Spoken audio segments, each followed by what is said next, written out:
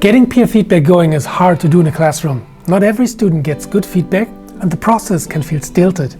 It's all too common to get a piece of paper back from someone with the verdict, "Fine, good job." But real-world feedback is more dynamic, and we want to see that in education too. Done well, implementing peer feedback means students can focus on learning relevant skills for life outside of university. They will learn how to give and receive real-world feedback on their own work. Today, we'll talk about how implementing peer feedback instantly improves your university course and your students can learn relevant real-world skills. Hi, I'm Erik. I support university instructors on their journey to become more efficient and innovative educators.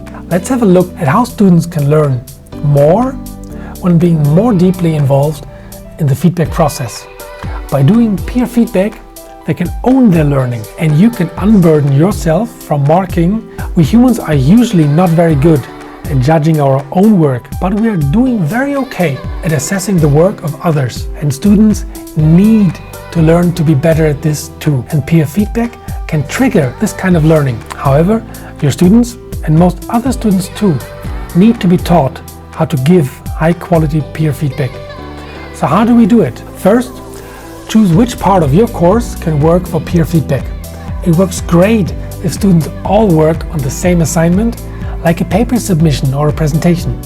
Such deliverables usually have a set of quality criteria that would force you to become repetitive in your marking.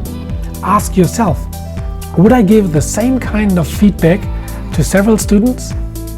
Could students identify and evaluate the quality criteria with a bit of training? For example, could they assess formalities such as, does the paper have an introduction? Does the paper have a reference section? Is the reference section formatted consistently? Formalities such as these lend themselves easily to peer feedback.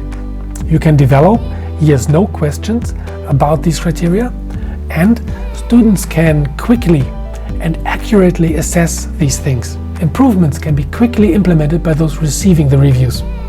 Second, if you have a series of assignments in which students need encouragement and a friendly hint on improvements, a simple way of doing this is to ask them to give feedback on two things. Name one thing that you liked and say why you liked it. Describe one thing that could be improved and say how. Third, and here we really go into developing critical thinking skills, you can start to shift the assignment away from the focus on the submission to a focus on providing excellent feedback. But this needs some extra attention when describing the exercise to get students to buy in. What often works is that students realize how important giving feedback and receiving feedback is for improvements at the workplace. Naturally, students still need to hand in something, but this task should not be too complicated. A short discussion, essay, or video pitch is usually sufficient. The magic starts to happen when giving feedback, when students have the responsibility to formulate their feedback in a way that helps their peers improve. And for this to work, it is important that there is a second feedback loop and that they recognize feedback on how helpful their feedback was. Looking back, you probably don't want your students to say that their university courses did not teach them how to effectively give and receive feedback. By integrating peer feedback into your teaching strategy, you help students learn about appropriate techniques as well as practicing managing all types of feedback from colleagues and managers.